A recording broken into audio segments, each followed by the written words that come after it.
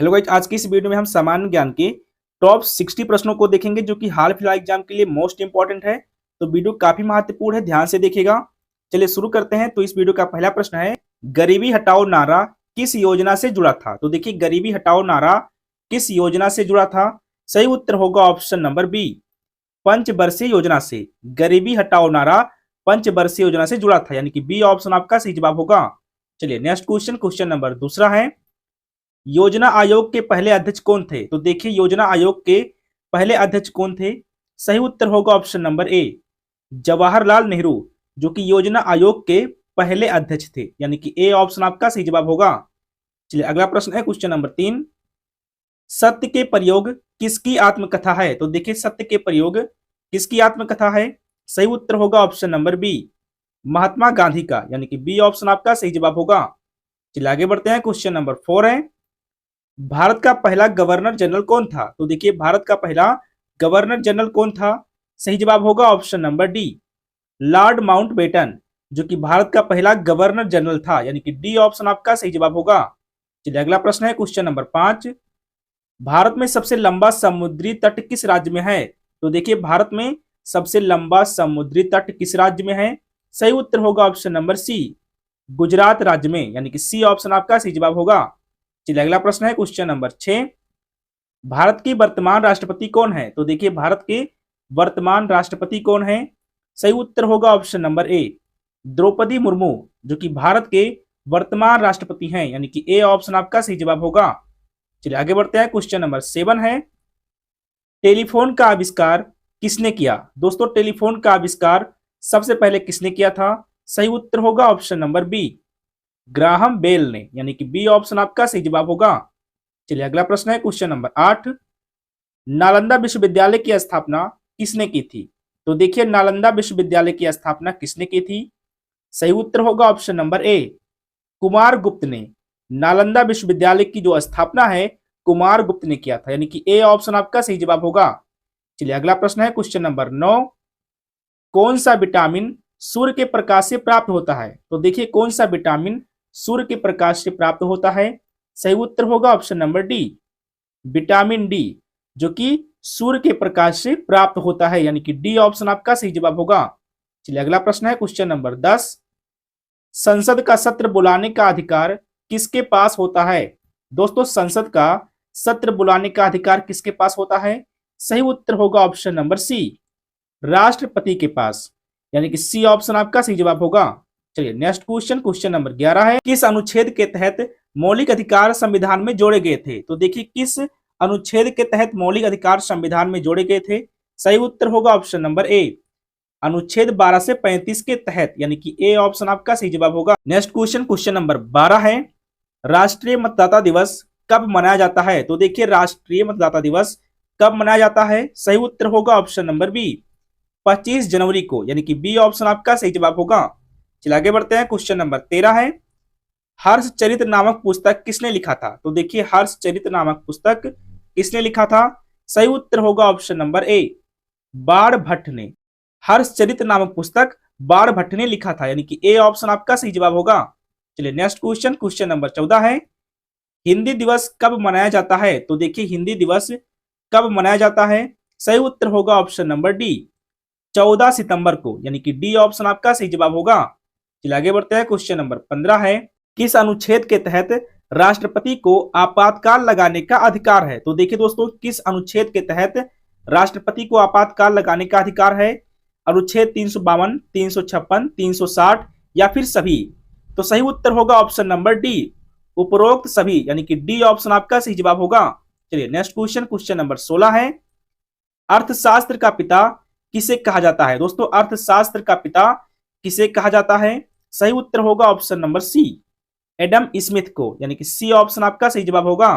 चलिए अगला प्रश्न है, क्वेश्चन नंबर 17, भारत में मानवाधिकार आयोग की स्थापना कब हुई थी? तो देखिए, भारत में मानवाधिकार आयोग की स्थापना कब हुई थी? सही उत्तर होगा ऑप्शन नंबर बी, 1993 में, यानी कि बी ऑप्शन आपका सही जवाब होगा। चलिए नेक्स्ट क्वेश्चन, क्वेश्चन नंबर 18 है, 23वें जैन तीर्थकार कौन थे? तो देखिए, 23वें जैन तीर्थकार कौन थे? सही उत्तर होगा ऑप्शन नंबर ए, पार्श्वनाथ, जो कि 23वें जैन तीर्थकार थे, यानी कि ए ऑप्शन आपका सही जवाब होगा। चलिए आगे बढ़ते हैं। क्वेश्चन नंबर 19 है, बंगाल का पहला गवर्नर जनरल कौन था? तो देखिए दोस्तों, बंगाल का पहला गवर्नर जनरल कौन था? सही उत्तर होगा option number B, Warren Hastings, जो कि बंगाल का पहला गवर्नर जनरल था, यानी कि बी ऑप्शन आपका सही जवाब होगा। चलिए नेक्स्ट क्वेश्चन, क्वेश्चन नंबर 20 है, भगवान बुद्ध का जन्म कहां हुआ था? तो देखिए भगवान बुद्ध का जन्म कहां हुआ था? सही उत्तर होगा ऑप्शन नंबर डी, लुम्बिनी में। भगवान बुद्ध का जन्म लुम्बिनी में हुआ था, यानी कि डी ऑप्शन आपका सही जवाब होगा। चलिए आगे बढ़ते हैं। क्वेश्चन नंबर 21 है, प्लासी का युद्ध कब लड़ा गया था? तो देखिए प्लासी का युद्ध कब लड़ा गया था? सही उत्तर होगा ऑप्शन नंबर ए, 1757 में, यानी कि ए ऑप्शन आपका सही जवाब होगा।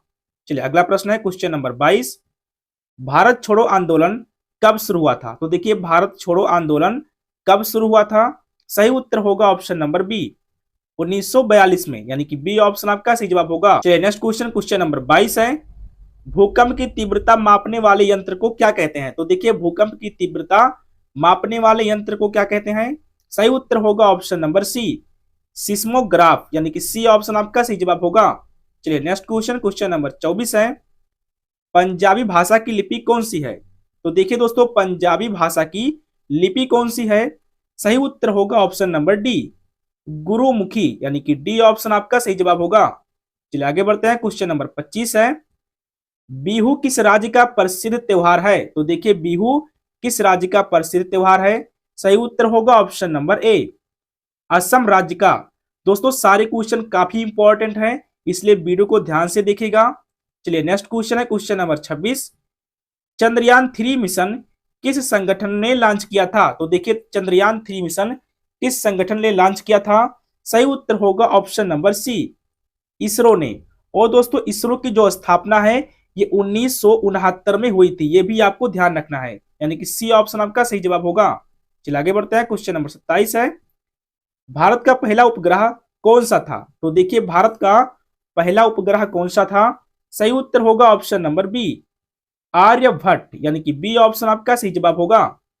चलिए नेक्स्ट क्वेश्चन, क्वेश्चन नंबर 28 है, शुष्क बर्फ किसे कहते हैं? तो देखिए दोस्तों, शुष्क बर्फ किसे कहते हैं?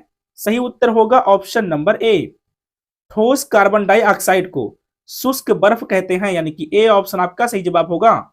चलिए नेक्स्ट क्वेश्चन, क्वेश्चन नंबर 29 है, भारतीय कृषि अनुसंधान परिषद ICAR के अनुसार भारत में कितने प्रकार की मिट्टियां पाई जाती हैं? तो दोस्तों भारत में कितने प्रकार की मिट्टियां पाई जाती हैं? सही उत्तर होगा ऑप्शन नंबर डी, 8 प्रकार की, यानी कि डी ऑप्शन आपका सही जवाब होगा। चलिए नेक्स्ट क्वेश्चन, क्वेश्चन नंबर 30 है, भारत में सबसे अधिक उपजाऊ मृदा कौन सी है? तो देखिए भारत में सबसे अधिक उपजाऊ मृदा कौन सी है? सही उत्तर होगा ऑप्शन नंबर सी, जलोढ़ मिट्टी, जो कि दोस्तों सबसे अधिक उपजाऊ मृदा कहलाती है, यानी कि सी ऑप्शन आपका सही जवाब होगा। चलिए आगे बढ़ते हैं। क्वेश्चन नंबर 31 है, हरित क्रांति का संबंध किससे है? दोस्तों हरित क्रांति का संबंध किससे है? जल, कृषि, ऊर्जा, वन। तो सही उत्तर होगा ऑप्शन नंबर बी, कृषि से, यानी कि बी ऑप्शन आपका सही जवाब होगा। चलिए नेक्स्ट क्वेश्चन, क्वेश्चन नंबर 32 है, नल सरोवर पंछी अभ्यारण्य किस राज्य में है? दोस्तों नल सरोवर पंछी अभ्यारण्य किस राज्य में है? सही उत्तर होगा ऑप्शन नंबर डी, गुजरात राज्य में, यानी कि डी ऑप्शन आपका सही जवाब होगा।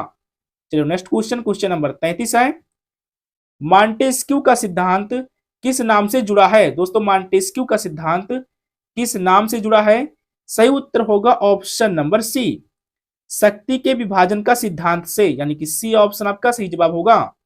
नेक्स्ट क्वेश्चन, क्वेश्चन नंबर 34 है, भारतीय संविधान में कितनी अनुसूचियां हैं? दोस्तों भारतीय संविधान में कुल कितनी अनुसूचियां हैं? सही उत्तर होगा ऑप्शन नंबर बी, 12 अनुसूचियां, यानी कि बी ऑप्शन आपका सही जवाब होगा। चलिए अगला प्रश्न है क्वेश्चन नंबर 35, निम्नलिखित में से कौन सा भारतीय राज्य कर्क रेखा के उत्तर में स्थित है? दोस्तों निम्नलिखित में से कौन सा भारतीय राज्य कर्क रेखा के उत्तर में स्थित है? सही उत्तर होगा ऑप्शन नंबर सी, मणिपुर राज्य, जो कि दोस्तों कर्क रेखा के उत्तर में स्थित है, कि सी ऑप्शन आपका सही जवाब होगा। चलिए नेक्स्ट क्वेश्चन, क्वेश्चन नंबर 36 है, ध्वनि की तीव्रता मापने वाला यंत्र क्या कहलाता है? दोस्तों ध्वनि की तीव्रता मापने वाला यंत्र क्या कहलाता है? सही उत्तर होगा ऑप्शन नंबर ए, आइडियोमीटर, जिससे दोस्तों ध्वनि की तीव्रता मापी जाती है, यानी कि ए ऑप्शन आपका सही जवाब होगा। चलिए अगला प्रश्न है क्वेश्चन नंबर 37। विश्व व्यापार संगठन WTO की स्थापना कब हुई थी? दोस्तों विश्व व्यापार संगठन WTO की स्थापना कब हुई थी? सही उत्तर होगा ऑप्शन नंबर सी, 1 जुलाई 1995 को, यानी कि सी ऑप्शन आपका सही जवाब होगा। चलिए आगे बढ़ते हैं, क्वेश्चन नंबर 38 है, होम रूल आंदोलन कब हुआ था? दोस्तों होम रूल आंदोलन कब हुआ था? सही उत्तर होगा ऑप्शन नंबर बी, 1916 में। होम रूल आंदोलन दोस्तों 1916 में हुआ था, यानी कि बी ऑप्शन आपका सही जवाब होगा। चलिए आगे बढ़ते हैं, क्वेश्चन नंबर 39 है, स्वराज पार्टी की स्थापना कब हुई थी? तो देखिए स्वराज पार्टी की स्थापना कब हुई थी?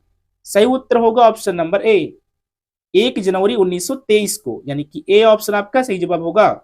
चलिए नेक्स्ट क्वेश्चन, क्वेश्चन नंबर 40 है, कांग्रेस का लाहौर अधिवेशन कब हुआ था? दोस्तों कांग्रेस का लाहौर अधिवेशन कब हुआ था? सही उत्तर होगा ऑप्शन नंबर बी, 31 दिसंबर 1929 को कांग्रेस का लाहौर अधिवेशन हुआ था, यानी कि बी ऑप्शन आपका सही जवाब होगा। चलिए अगला प्रश्न है क्वेश्चन नंबर 41, नाटो का मुख्यालय कहाँ है? तो देखिए नाटो का मुख्यालय कहाँ पर है? सही उत्तर होगा ऑप्शन नंबर डी, ब्रुसेल्स में। नाटो का दोस्तों जो मुख्यालय है ब्रुसेल्स में है, यानी कि डी ऑप्शन आपका सही जवाब होगा। चलिए नेक्स्ट क्वेश्चन, क्वेश्चन नंबर 42 है, संविधान सभा की पहली बैठक कब हुई थी? तो देखिए संविधान सभा की पहली बैठक कब हुई थी? सही उत्तर होगा ऑप्शन नंबर बी, 9 दिसंबर 1946 को, यानी कि बी ऑप्शन आपका सही जवाब होगा। चलिए अगला प्रश्न है क्वेश्चन नंबर 43, कर्क रेखा भारत के कितने राज्यों से होकर गुजरती है? दोस्तों कर्क रेखा भारत के कितने राज्यों से होकर गुजरती है? सही उत्तर होगा ऑप्शन नंबर डी, 8 राज्यों से, जिनमें दोस्तों गुजरात, राजस्थान, मध्य प्रदेश, छत्तीसगढ़, झारखंड, पश्चिम बंगाल, त्रिपुरा और मिजोरम शामिल हैं, यानी कि डी ऑप्शन आपका सही जवाब होगा। चलिए नेक्स्ट क्वेश्चन, क्वेश्चन नंबर 44 है, गाजर किस विटामिन का समृद्ध स्रोत होता है? दोस्तों गाजर जो है किस विटामिन का समृद्ध स्रोत होता है? सही उत्तर होगा option number C, vitamin A का, यानी कि सी ऑप्शन आपका सही जवाब होगा। चलिए अगला प्रश्न है क्वेश्चन नंबर 45, महात्मा गांधी को केसर ये हिंद की उपाधि से कब नवाजा गया? दोस्तों महात्मा गांधी को केसर ये हिंद की उपाधि से कब नवाजा गया? सही उत्तर होगा ऑप्शन नंबर बी, 1915 में, यानी कि बी ऑप्शन आपका सही जवाब होगा। चलिए आगे बढ़ते हैं, क्वेश्चन नंबर 46 है, भारतीय संसद के कितने सदन होते हैं? दोस्तों भारतीय संसद के कितने सदन होते हैं? सही उत्तर होगा ऑप्शन नंबर बी, 2 सदन होते हैं, यानी कि बी ऑप्शन आपका सही जवाब होगा। चलिए आगे बढ़ते हैं, क्वेश्चन नंबर 47 है, पौधों में भोजन का निर्माण किस प्रक्रिया द्वारा होता है? दोस्तों पौधों में भोजन का निर्माण किस प्रक्रिया द्वारा होता है? सही उत्तर होगा ऑप्शन नंबर ए, प्रकाश संश्लेषण की प्रक्रिया द्वारा, यानी कि ए ऑप्शन आपका सही जवाब होगा। चलिए नेक्स्ट क्वेश्चन, क्वेश्चन नंबर 48 है, BCG का टीका निम्न में से किस बीमारी के लिए लगाया जाता है? दोस्तों BCG का टीका निम्न में से किस बीमारी के लिए लगाया जाता है? सही उत्तर होगा ऑप्शन नंबर बी, तपेदिक टीबी के लिए, यानी कि बी ऑप्शन आपका सही जवाब होगा। नेक्स्ट क्वेश्चन, क्वेश्चन नंबर 49 है, सुभाष चंद्र बोस ने आजाद हिंद फौज की स्थापना कब की थी? तो देखिए सुभाष चंद्र बोस ने आजाद हिंद फौज की स्थापना कब की थी? सही उत्तर होगा ऑप्शन नंबर डी, 1943 में। आजाद हिंद फौज की दोस्तों स्थापना 1943 में हुई थी, यानी कि डी ऑप्शन इसका सही जवाब होगा। चलिए अगला प्रश्न है क्वेश्चन नंबर 50, भारत का राष्ट्रीय गान जनगण मन किसने लिखा था? दोस्तों भारत का राष्ट्रीय गान जनगण मन किसने लिखा था? सही उत्तर होगा option number B, Rabindranath Tagore ने, यानी कि बी ऑप्शन आपका सही जवाब होगा। चलिए आगे बढ़ते हैं, क्वेश्चन नंबर 51 है, शरीर में वसा का पाचन कहाँ होता है? तो देखिए शरीर में वसा का पाचन कहाँ होता है? सही उत्तर होगा ऑप्शन नंबर सी, छोटी आंत में। वसा का पाचन दोस्तों छोटी आंत में होता है, यानी कि सी ऑप्शन आपका सही जवाब होगा। चलिए नेक्स्ट क्वेश्चन, क्वेश्चन नंबर 52 है, पृथ्वी दिवस कब मनाया जाता है? दोस्तों पृथ्वी दिवस कब मनाया जाता है? सही उत्तर होगा ऑप्शन नंबर बी, 22 अप्रैल को, यानी कि बी ऑप्शन आपका सही जवाब होगा। चलिए अगला प्रश्न है क्वेश्चन नंबर 53, साइमन कमीशन का विरोध भारत में क्यों हुआ था? दोस्तों साइमन कमीशन का विरोध भारत में क्यों हुआ था? सही उत्तर होगा ऑप्शन नंबर ए, क्योंकि दोस्तों इसमें भारतीय सदस्य नहीं थे, यानी कि ए ऑप्शन आपका सही जवाब होगा। चलिए आगे बढ़ते हैं। क्वेश्चन नंबर 54 है, दीन ए इलाही धर्म किस मुगल शासक ने शुरू किया था? दोस्तों दीन ए इलाही धर्म किस मुगल शासक ने शुरू किया था? सही उत्तर होगा ऑप्शन नंबर सी, अकबर ने। दीन ए इलाही दोस्तों जो धर्म है अकबर ने शुरू किया था, यानी कि सी ऑप्शन आपका सही जवाब होगा।